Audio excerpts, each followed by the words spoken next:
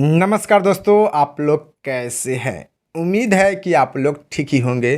तो दोस्तों, आप लोगों को बता दी कि खेसारी लाल यादव जी और अम्रपाली दुबे जी के बहुत ही अच्छा, बहुत ही प्यारा फिल्म डोली सजा के रखना, जो कि आज पंचमा दिन सिनेमा घर में चलल बा।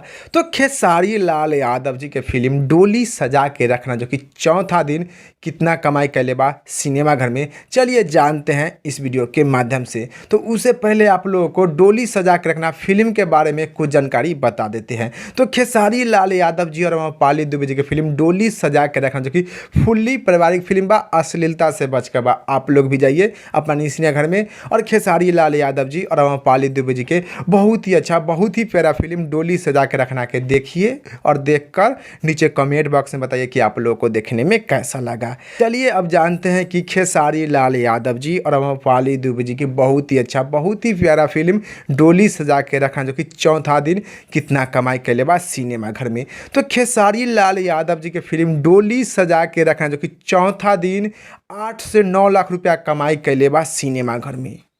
चौथा दिन खेसारी लाल यादव जी के फिल्म डोली सजा के रखना, जो कि 8 से 9 लाख रुपया कमाई कैले बा सिनेमा घर में। तो अगर आप लोग अभी तक खेसारी लाल यादव जी के फिल्म डोली सजा के रखना के नहीं देखे हैं, तो आप लोग भी जाइए अपने नई सिनेमा घर में और देखिए और देखकर मज़ा उठाइए। चलिए इस वीडियो में इतने, फिर मिलेंगे अगले वीडियो में। जय हिंद, जय भोजपुरी।